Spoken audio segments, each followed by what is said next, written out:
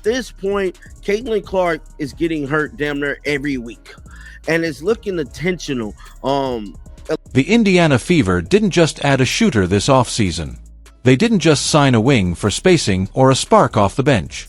No, what they did was far more deliberate, far more ruthless. They summoned a storm. A walking firebrand. A fearless enforcer with ice in her veins and fury in her chest. They signed Sophie Cunningham. And they changed the entire temperature of the WNBA. The situation at the end of the game was all that, was what... But let's not sugarcoat it. This wasn't just a trade. This was retaliation. This was reparations. This was Indiana flipping the script on a league that let their rookie sensation get battered, bullied, and baited for a full year while no one, not her teammates, not the referees, not the league office, lifted a finger to protect her. Caitlin Clark walked into the WNBA with more hype than any player in league history. Sold-out arenas. Record ratings. Commercial deals bigger than some franchises' budgets. But what she got in return? At least that's what it's looking like from this footage that was released today. So there was new footage that has target on her back and a silence from her own bench that was deafening. And Sophie, she saw it all. From the sidelines in Phoenix. From the tweets. From the headlines. From the viral clips of Angel Reese flexing over Clark's body. From Chendi Carter blindsiding her.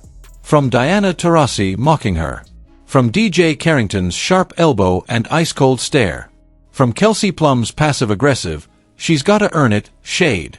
Sophie Cunningham watched the whole spectacle unfold like a bad reality show. Ended up injuring Caitlin Clark because you guys did not see, first of all. And she wasn't laughing.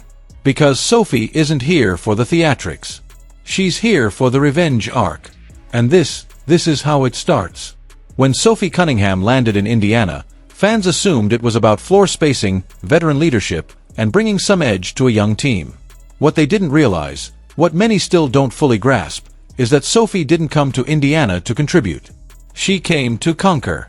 Before her first practice, she had already made it clear, "I got your back," she told Caitlin Clark. "Whatever happens this year, they're gonna have to go through me first." It's come out of potentially, I'm gonna say allegedly, Jacy Sheldon knee. Let that sink in. She didn't mention points. She didn't mention playing time. She didn't even mention winning. She mentioned blood. Because Sophie knows what the rest of us are just starting to understand. Caitlin Clark is too valuable to leave unprotected. Too important to the league, to the culture, to the future of women's basketball. And if the referees won't enforce the rules, if the league won't hold players accountable, then Sophie will. By force, if necessary. And don't get it twisted, she can still hoop. This happened earlier in the game. So Caitlin Clark took a knee to the groin from She's a sniper from deep, a pest on defense, and a master at getting under the skin of whoever she's guarding. But that's not why she's here. She's here because last year, Caitlin Clark looked to her left and saw teammates who didn't move. Who didn't speak. Who didn't care. And this year, she's looking left and seeing a bodyguard with a grudge. Let's rewind. Nalissa Smith. DJ Carrington. Christy Wallace. Erica Wheeler. That was the so-called support system for Caitlin Clark in her rookie season. And when the hard fouls came, Caitlin Clark in the groin. Yes, kneeing her in the groin. The woman who's single-handedly carrying the... When the body checks started piling up. When the elbows, accidentally, connected with Caitlin's jaw. They just stood there. Hands on hips. Watching. Maybe blinking. Maybe walking away. It was embarrassing. Caitlin would hit the floor, sometimes because she tripped, sometimes because she got clotheslined, and her teammates would look at the referees like, "Well, what can we do?" They were passive, uninvolved, emotionally detached. It was like watching a quarterback get sacked over and over again while the offensive line scrolls Instagram. And that silence, that inaction. Jacy Sheldon. And by the way, this is not, I don't even know if this is a dangerous play or not. I don't think it's a dangerous. It didn't go unnoticed. Not by fans. Not by analysts. And definitely not by Sophie Cunningham. See, Sophie plays angry. She feeds off of disrespect. And nothing makes her more furious than teammates who don't defend their own. You could be 0-4-10 from 3, you could be lagging on defense, you could be gasping for breath. But if your teammate hits the ground, you get up and ride for them. Period. That's basketball 101. But Indiana, last year, they looked like extras in a Netflix drama. So the front office did what it had to do. They got rid of Nalissa Smith.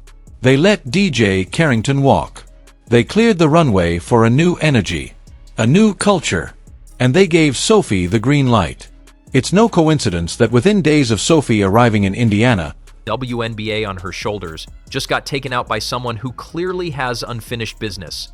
Nalissa was shipped to Dallas with DJ. It wasn't a salary move. It wasn't about roster fit.